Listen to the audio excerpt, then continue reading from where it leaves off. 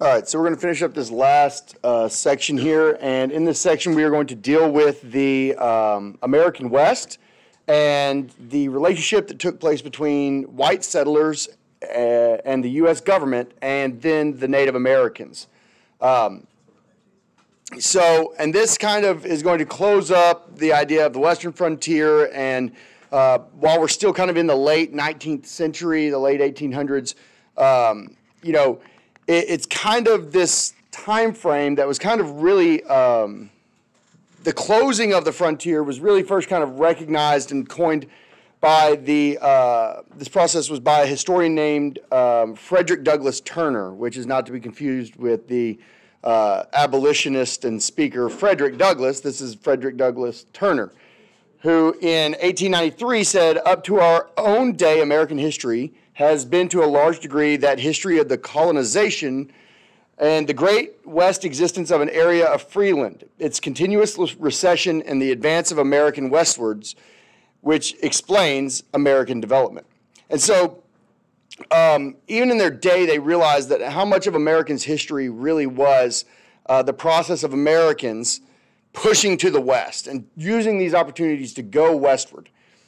And we can kind of see that it's hard to believe that the United States doesn't really become a true country until, 1783, 1789, those time frames. And then you say, well, we've got the Constitution, we've got these, 1776, I guess we win we signed the Declaration of Independence, but then, within 100 years, we have stretched from the East Coast and 13 colonies to the entire continental United States. Within 100 years. It's a very quickly expanding country from the East Coast to the West Coast. We're rapidly industrializing it. A lot of the East industrialized cities didn't resemble the Western frontier at all anymore. And, there's very few urban areas that are going to be located out west towards the Pacific.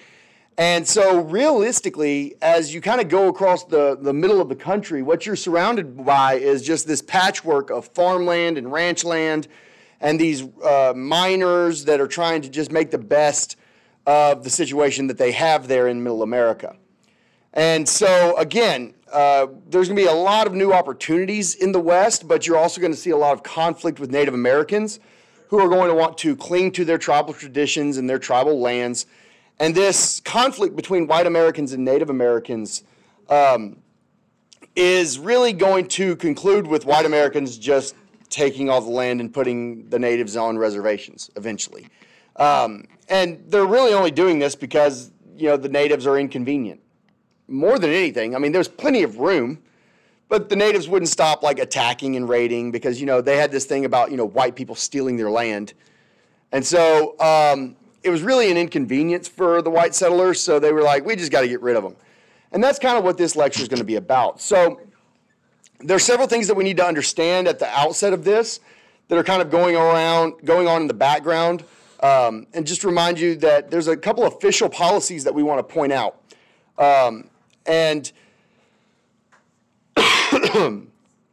one of the main ones was that the U.S. government had a policy that said that Native Americans had to be moved west of the Mississippi River. And so as they continued to expand and grow the South in the early 1800s, they passed the law that says, hey, you've got to go west of the Mississippi. And that's when you end up with the Trail of Tears, pushing them to Oklahoma, pushing them to the west side of the Mississippi. Now, white Americans know at this point they're probably going to continue to expand. So really having the natives go west of the Mississippi wasn't ever supposed to be a solution to the problem. It was more or less kind of kicking the can down the road a little bit further. We're just going to kind of push it down and deal with it later. But what ends up happening is that eventually we realize after the Mexican-American War, we want to go all the way to the West Coast. And we want all of this to be America. They acquire California, Arizona, New Mexico, Texas. They acquire all this land Utah, Colorado, and they're like, hey, we want to live there too. And they're like, but that's where we put the natives. And they're like, they'll move again. Don't worry. And that's going to really come to a head with the completion of the Transcontinental Railroad, because now once you get to where it's easier to get there, you don't have to take the Oregon Trail anymore. You don't have to go west by, traveling across this vast open plains. People are going to want to go there. And huge numbers of people are going to start moving to the west very quickly. And it's definitely positive for the economy of America, but it's very negative for the Native Americans, who basically are going to have their tribal lands taken and kicked out of where they'd always been.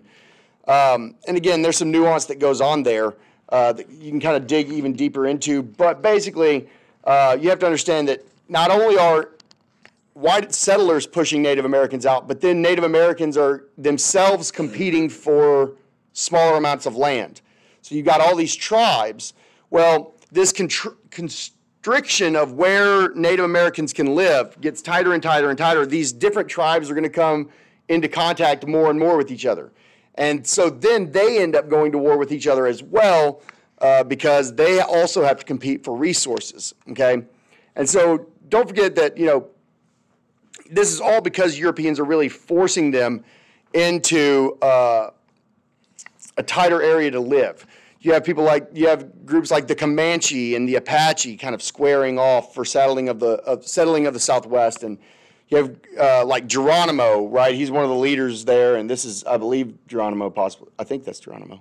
And he's one of the last groups that our government and our military actually allow to live out on the plains, because the Comanches were like scary.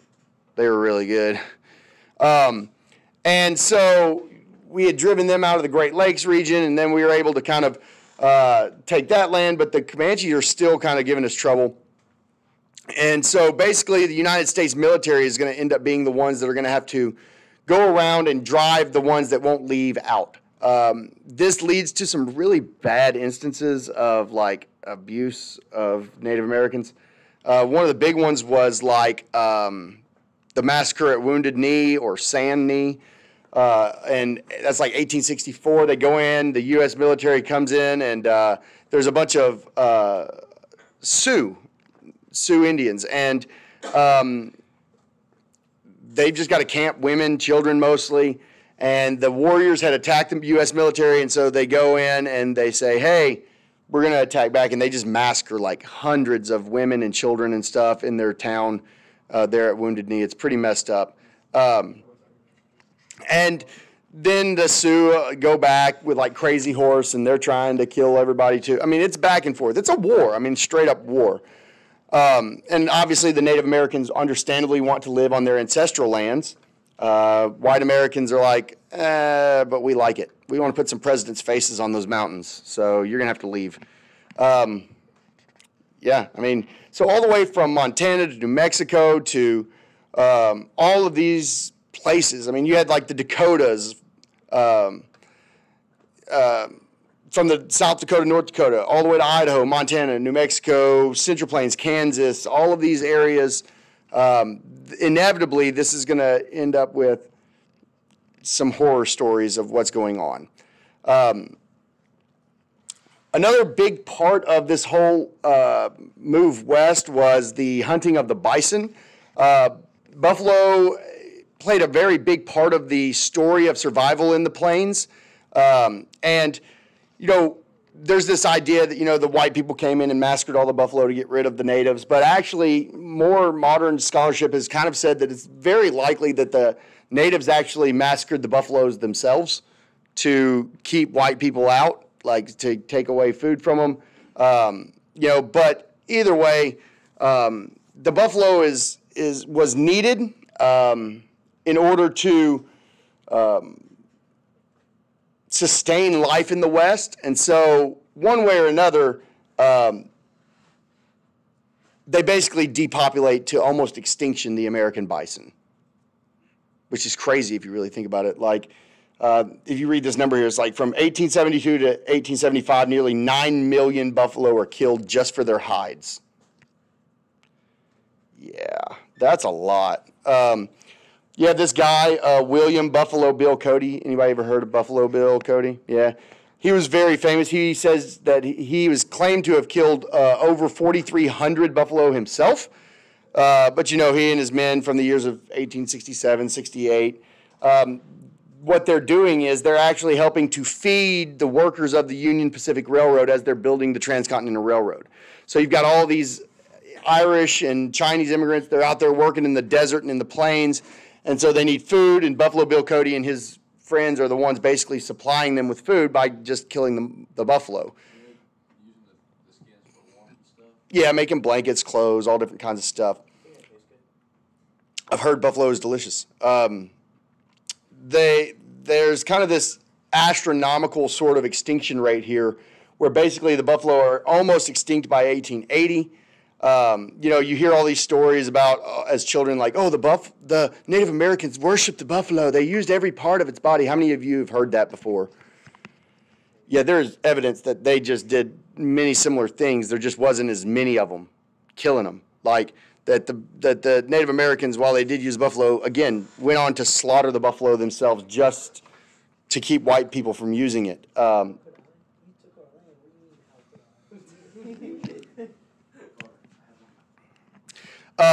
So very rapidly, the buffalo are almost extinct and go to extinction because of the overhunting of them.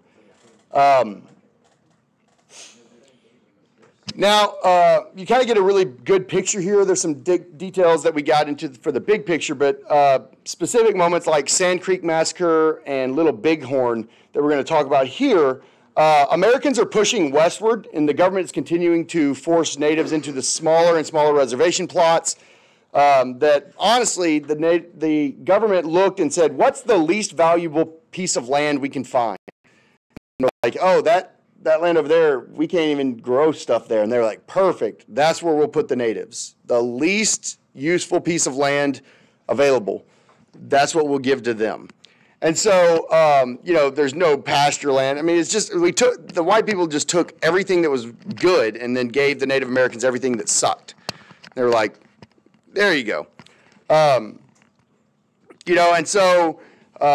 Obviously the natives are not going to just be happy with that. And then you have this problem with the gold rush in the Black Hills of the Dakotas in 1875. Custer, this guy, he goes out and they go, "Hey, I heard there's some gold up in the Black Hills." So he goes up there and he finds gold, and he's like, "Yeah, but there's some natives living there." They're like, "Yeah, just get rid of them." So this scientific expedition leads to kind of this like crazy war between the natives and the Americans, because the Americans want the land and the natives want the land, and now they're going to fight over it. Now, interestingly enough, we end up with the land, in case y'all didn't know. We won. As America, we beat the Native Americans. But interestingly enough, I believe, and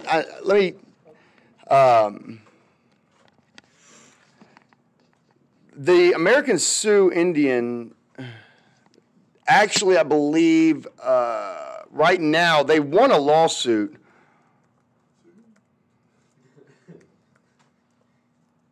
In what year was that? No. So, let me see. Yeah. Okay, so here's the idea. So here's what happens. So they go in, and the Sioux go, or we tell the Sioux we want to buy your land. They go, "We will not sell you the land." So then we sign this treaty that says, well, we're taking the land anyways. Okay? So you fast forward, you got George Armstrong Custer and all these people, they come in and they steal the land. Fast forward all the way to 1980. And so the American Sioux Indian had sued the United States to say, we want the land back. Okay, we want the land back. We never agreed to sell it. We actually had a treaty that said they weren't going to take it from us, that they would have to pay us for it. We never accepted any money. Because we never accepted money, we want our land back. We want it back. And the Supreme Court actually sided with the Sioux tribe. However, the problem is that the Supreme Court also said, yes, this land had been wrongfully taken from you. You never were paid for it. You were never given any compensation for it. This treaty said that you were supposed to get paid. Sorry, you didn't get paid. Let's make it right. And the Sioux were like, great, I'm glad that you agreed that that was our land, that we never sold it, that we never agreed to sell it, and that it was stolen from us, even though we had a treaty saying that the United States wouldn't do that. Give us our land back. And the Supreme Court was like, well, you see, we built this mountain over there that has like George Washington's face on it, and like, we're not going to give you the land back. And the tribe was like, but you just said that it was rightfully stolen, that you agreed that we're right, it's still our land. And they were like, yeah, here's the problem though. We're going to give you $102 million. Okay? Now, I want you to understand something. I'm just going to do a little Googling here.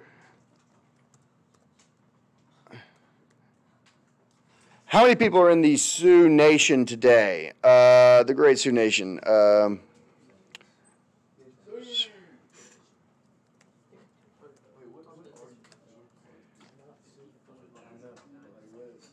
Hold on. So here's what ends up happening with them is that there's about 100,000 of them. They offer them $102 million. No, I think it's like, what, 10, I don't know, how much is that? 10,000? Is that right? I'm not in my math mode right now, but I'm pretty sure 102 million divided by 100,000.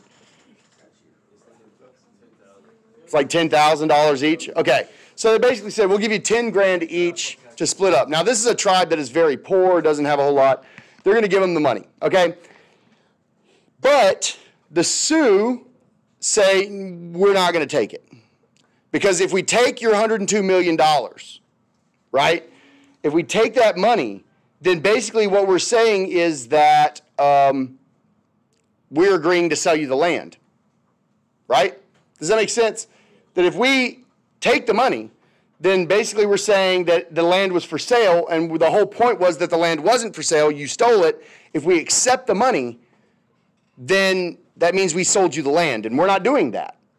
So what's so crazy is that, here's the problem. If you win a settlement in federal court and the government says, hey, the government owes you $102 million, you can't really refuse it. From that point forward, that money can never be spent on anything else, okay, at all. Now, so what did they do? So if you refuse your compensation from the government, what they do is they take it and put it into a trust account, like an investment account, until you claim it. If you claim $1, that means you have accepted the terms of the settlement. So the Sioux have not taken a single dollar out. All right? That $102 million was set aside in 1980 into an investment account. It's worth about $2.5 billion now. There's still only about 100,000 or less Sioux. So now you're talking about, what, $1 million each? Why don't they claim it? Because claiming a single dollar would mean that they are agreeing to sell that land to the United States government. But they're not on it anymore. Yeah, but I'm gonna take my mill. What if a Sioux person just walks up? they can't. No, it has to be signed by like the tribal leadership. You get what I'm saying? Like the tribal leadership has to accept the settlement, and they haven't. So it's just going to continue to sit there because the Sioux have said we will never collect that money. We want our land back. And what I imagine is eventually going to happen, and I don't know this for a fact, but what I would imagine is probably going to happen is that one day it'll be worth enough money that they take the money out and buy the land. You can buy land. I mean, I don't know how much land you can buy in South Dakota with $10 billion, but I bet it's a lot if it ever gets to that much money. right? And I imagine that's essentially what's going to end up happening, because then they're using the United States' money to buy the United States' land. It's not like they're paying for it, right?